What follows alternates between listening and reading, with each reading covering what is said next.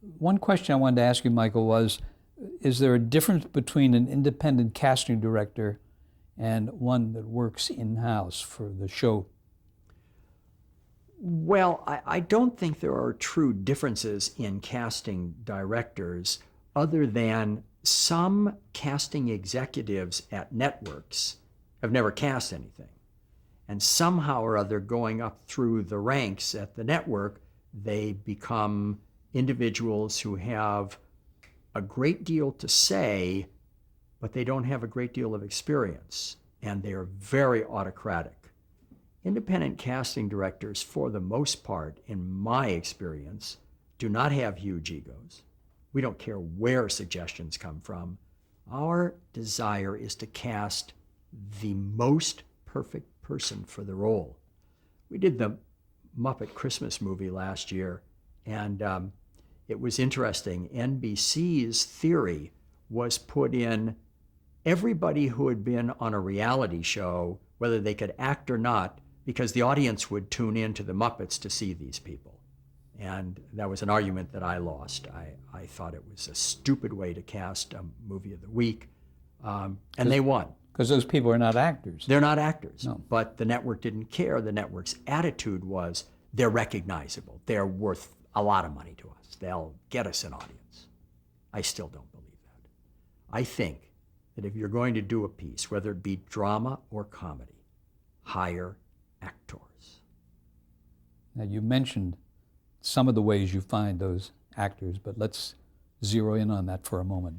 Well, every time we watch television, every time we go to the theater or to the cinema, we become more familiar with the actors who are out there performing.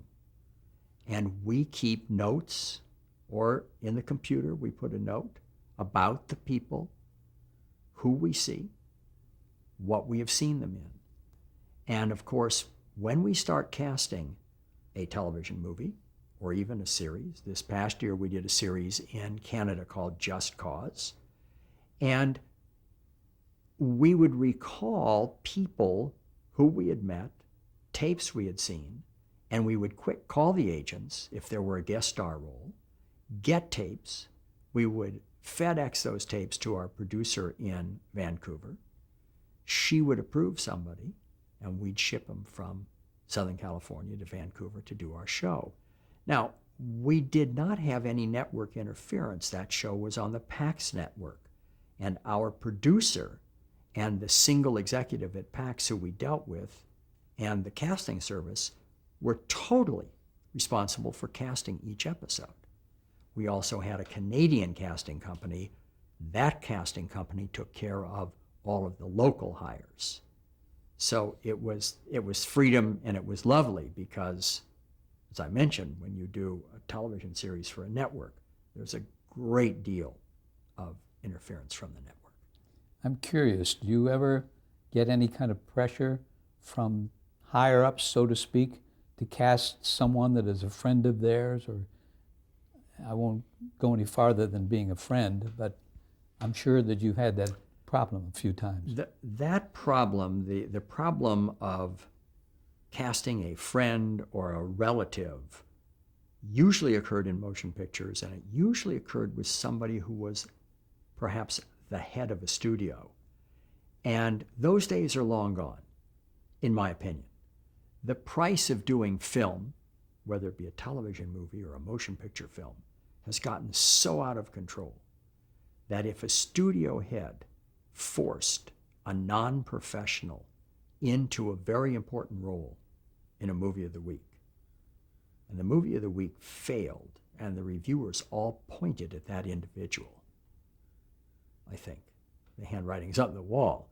And today, the people who actually cast, not the casting director, but the higher-ups, are so aware of that they just won't allow it to happen. Well, that's an improvement with time, isn't it? Yes, thankfully. What are some of the qualities that you look for in an actor? Well, one of the things is that if we have knowledge of an actor having some type of substance abuse, whether it be drugs or alcoholism, or if they are just basically unstable. And because all the casting services speak among ourselves, we would never, with knowledge, suggest an artist without making the director and or the producer aware of a problem. Now, we have a friend by the name of Robert Downey Jr., and in my opinion, Robert Downey Jr. is one of America's premier actors. Unfortunately, he has been trapped in this addiction, and I don't know that he can ever overcome it. But I would never, ever hesitate to use him, whether it be television or film. And I think that the art that he did on Ally McBeal was just terrific. I mean, Robert Downey is just wonderful. I do know that the insurance policy that they paid on U.S. Marshals for Robert Downey to be in the film was $800,000. Most films are not going to be able to do that. So he's in a very vulnerable position now. I don't know how much we can discuss about that in particular here, but, right. But it's an interesting story. But yes, and it's difficult because he is so good, and it's unfortunate. How do you decide if an actor's right for a certain role? Well, many times we have seen an actor do something that perhaps the producer or the director have not seen. And although it's a motion picture, we have a little motion picture that is now in its second week of shooting. And Greg German, who was one of the leads in Ally McBeal, is playing our lead. And I had to convince the director that Greg was the right guy to play the role. And he said, well, I've only seen him on Ally McBeal. And I said, I'll get you a reel. Because we knew that Greg has done so much and is so skilled. And it turned out that the director agreed with us, and Greg got in the movie. Was it instinct? It was more knowledge, because you had seen him in other things. It was knowledge. We had used him in a film that we had done with Burt Reynolds called The Last Producer. I had seen every episode of Ally McBeal, and I had seen what he was capable of on the television series. And I knew he could play the part of this young father. And the third day when they're shooting in St. George, Utah, they got the dailies back, and I had a phone call from the director saying, thank you, Greg is just fabulous. That's not always nice to hear. Yes. Do you hear that very often? I mean, will producers and network executives compliment you on the casting, or are they just expect it? I think they just expect it. Every once in a while we hear from somebody, not too often. Yep. Let's talk for a moment about some television movies and miniseries, and you've cast dozens of them. Let's talk about casting that type of program where the budget is bigger, either for a miniseries or bigger for a TV movie. Does that give you more range? Well, I believe that actors respond to material. And if we're doing a miniseries where we do have a larger budget, I think what's going to sell an actor is the written word. And I know that when we started out to do Dinotopia, we were enthralled with it. We knew the type of effects they were going to do. But the most important thing was the words. Could we get young people who basically were almost unknown to be excited about this material? And we sent the material to the agents, and the agents called and said, who do you want? We'll give you our list. And that's very, very rewarding, because we were right. We knew, the network knew, that the material stood up first and foremost. And I think the shows worked very well. Dinotopia was a combination of animation and live action? It was live action and animation. Mm-hmm. Now, that was from a book? Yes, a series of books. Did you read the books before you cast it? You did. Do you do that often? I mean, yes.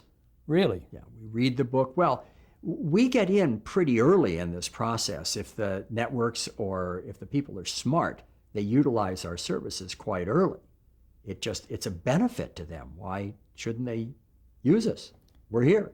But you wait for the script to submit your suggestions for casting. Yes, we wait for the script because the script will change from the book, because the book is so enormous and it tells so many stories, and we know that whoever reduces the book to a teleplay will never be able to tell the story the way it was told in book form. And therefore, when we get the teleplay, that's when we send the material to the agents to see if they agree with us.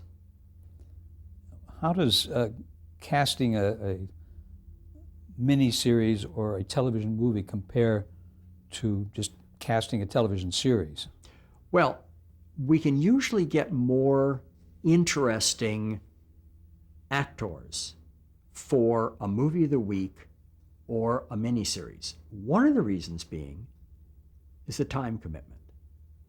If an actor is up for a pilot film, there's a possibility that if the show works, that they could be tied to that show for 5, 6, or 7 years, depending upon how the deal is written. Now, we all know that if an actor is fortunate enough to do a television series for 5, 6, or 7 years, that he or she has now fixed their future and their children's future, and possibly even their grandchildren's future. Like Kelsey Grammer today, Like getting Kelsey 1.6 million per episode on Frasier. Right. And the kids on Friends, I mean, they would never have to work again. Their children would never have to work. I mean, it's generations will never have to work. Getting back to the casting process, how long on a miniseries or a television movie does the casting process take? Usually about 3 weeks, and we figure on a motion picture usually about 7 or 8 weeks. If the network is doing a miniseries as large as Dinotopia, we probably spent a good, I want to say 8 or 10 weeks on Dinotopia. One of the reasons being, and it was not continuous employment, because our director had to go to England and check the sets, how the sets were coming and the construction was going. He had to meet with the effects house and the CGI people, and it was a very complex miniseries, and therefore our process worked sporadically over 8 weeks. Is it more attractive to a actor, a potential star or a star, to go into a telemovie or into a miniseries? I mean, is it easier to get him because it's not a weekly television series? Yes, I would say that we have more freedom and we have more opportunities to cast more important actors if they are not going to have to be in a television series for a number of years.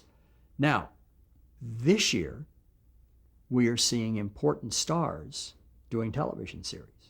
One of the reasons is that there are fewer films being made because they are making great, great big films, and a number of our mid-range actors are being cut out of jobs. And in order to keep body and soul together and to pay their mortgage, they're running to television. Are there any names that come to mind? I think Dennis Hopper did a television series. Whoopi Goldberg, I think, is back on television. Carla,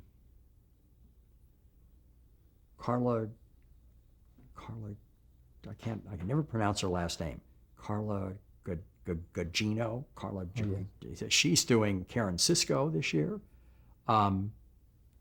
James Spader is on The Practice. James Spader would only do motion pictures. Now he's doing a television series. And I do think that we find people who cross over. There certainly is no stigma doing television. And boy, does it pay the bills. Once the shooting starts on a television movie or a miniseries, how involved are you in the process? The casting director, if he or she is lucky enough, will probably finish their work before the cameras roll. Now, we're always in the background. Should someone become ill or become incapacitated and we have to replace them, we jump in and replace them. But basically, our work is done until it's time to get loop voices. And then they will usually come to us. If we're doing replacement voices, they'll call us and say, would you help us get some people to do some looping. How about where an actor who's been hired doesn't work out, that his performance is not working in the picture? What do you do? Well, somebody will tell us we have to replace him. It's very, very rare. It is. Oh, yeah. And do you then have to call his agent and tell them? It depends upon the gumption of the producer. I have the feeling that casting directors really are told who to hire, and if we have to replace somebody, we're told who to replace. But casting directors do not make those decisions. We just execute them.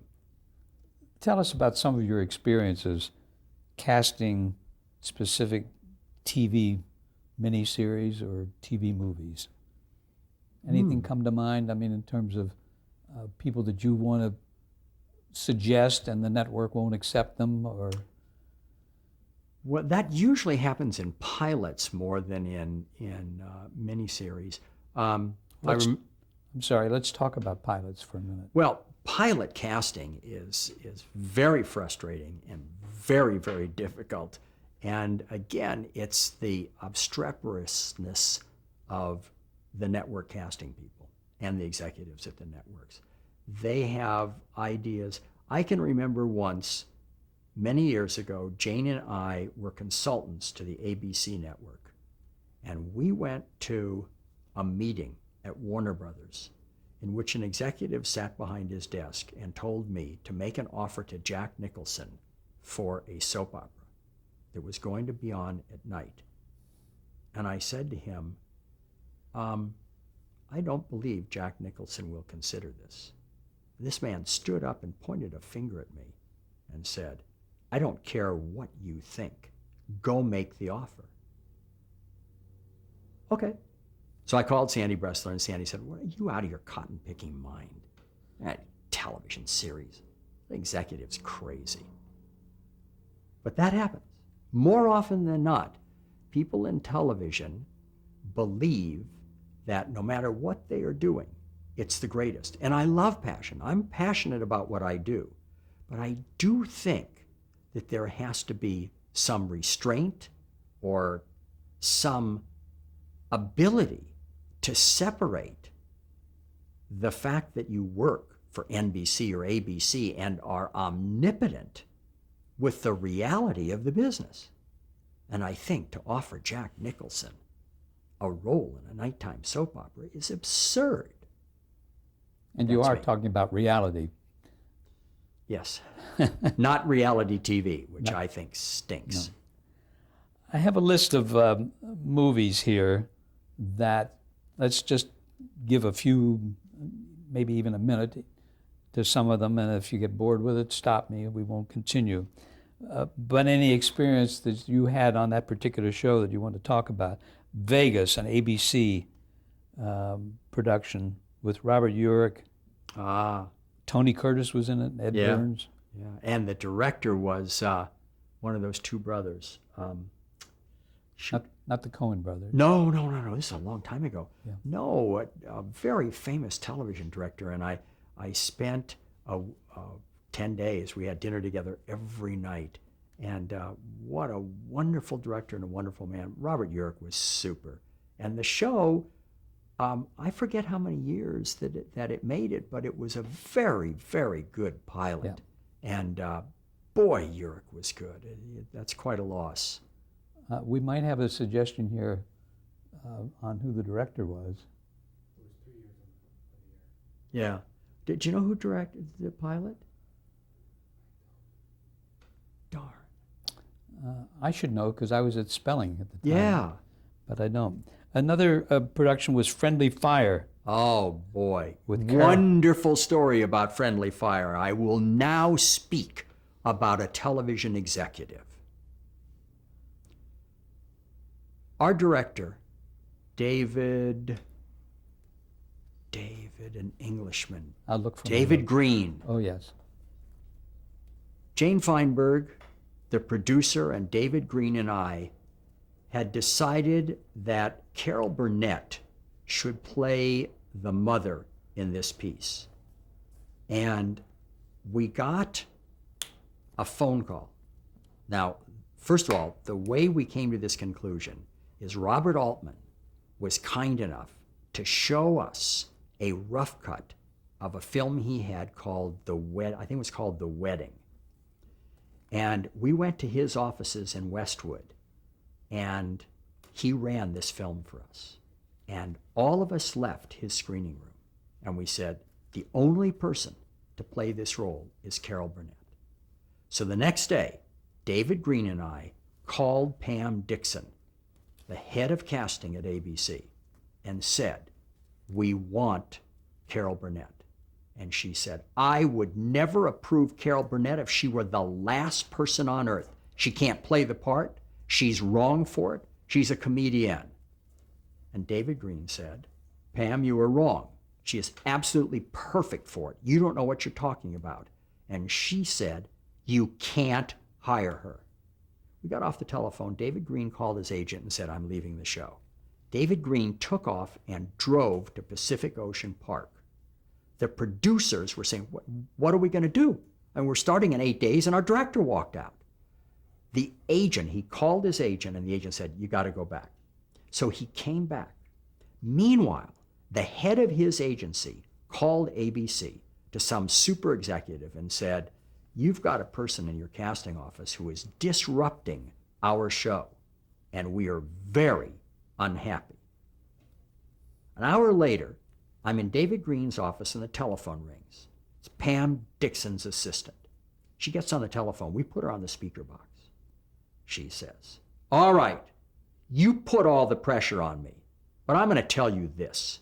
When this show fails, it's because of Carol Burnett. Cut. The show gets nominated for an Emmy. Carol Burnett gets nominated for an Emmy. Pam Dixon gives an article to the Los Angeles Times, and the nature of the article is, I had to do everything in my power to talk David Green into using Carol Burnett because David didn't believe that she could play such a dramatic role. That's incredible. It's unbelievable. Unbelievable. But that's what the people at the networks do. Yep. Let's jump to a picture called The Ordeal of Dr. Mudd. There was a TV movie with Dennis Weaver. Yeah, boy, that's going back. Yeah, it is. Wow. 1980. Mm-hmm. Or we can go to the next one on my list, The Promise of Love. you listen, do you have Somebody Has to Shoot the Pictures in there? Yes. That's Frank Pearson. Yes. Now that was a wonderful piece. Who was the lead in that? It was, wasn't Denzel, was it? Let's see. Somebody has to shoot the picture. Arliss Howard. No, who played the black man? Forrest Whitaker. Ah, yes. Oh, boy. Frank Pearson, first of all, not only is he one of the most sensational people to ever live, but he has a great eye for casting. And Jane and I brought Forrest Whitaker to him. And he met Forrest Whitaker and read Forrest Whitaker, and he said, done. He's just sensational. And that piece still stands up. I haven't seen it in a number of years, but Frank Pearson's writing makes it happen. We were going to mention Louisiana. Is that familiar? 1984 miniseries. It was a French-Canadian production. Yeah, and it had that girl in it. Margot Kidder. Margot Kidder played that role. Yeah, we did that with Kemeny. I can't remember what Kemany's first name was, but it actually turned out to be a good show. We shot it. It was a period piece, and it was shot actually in Louisiana. And it was one of the better things Margot Kidder ever did. Yeah. John Kemeny was his name. Yep. A Hungarian man from Canada. Shattered Spirits, which was an ABC movie in 1986. Martin Sheen and Melinda Dillon. And Melinda Dillon, yeah. Any memory on that? No, not on that one. Okay. I remember Out on a Limb. Okay. With Shirley MacLaine. Yeah, and Charles Dance, English Charles actor. Dance, an English actor. And I believe it was John Shea. John Hurd. John Hurd. Yes. Well, why am I glad I put my notes here on my... I'm glad you put him there too. Oh my gosh, Henry. Well, Can you imagine doing a movie of the week on location in Peru or somewhere with Shirley MacLaine, who every evening is going out onto the roof of the hotel looking for UFOs, and John Hurd, who is in the bar the entire time? And it was hysterical. But we got it done, and the show worked. It was a very, very good film. It was a good film. Yeah. Brotherhood of Justice. Oh my God, With Keanu Canoe. Reeves. Yep. It's one of the first things Keanu Reeves ever did. And Kiefer Sutherland. This Kiefer was done for Sutherland. ABC. Yeah, it was a movie of the week. We did it with Judy Pallone, and it was hysterical to put those two guys. It was about high school kids. And of course, Keanu Reeves, even till today, is a personality actor rather than an actor, but he was quite good in that show. Yeah. I think that's a very good description of him, because I've seen the last Matrix and a couple of other pictures that he's done, and that comes through very strongly. Something called Her Secret Life, you did for ABC in 1987 with Kate Capshaw. Oh, yeah. Kate Capshaw, yeah. We used her in one of the Raiders films also, and then she married Steven. Kate's a very nice actress, and she had spent a great deal of her younger years studying and hoping to be an actor, and it didn't quite work out. And I believe she taught school for a number of years, and then she just came back into it. She hit for a moment. We're going to stop there for a moment to change tapes. Okay.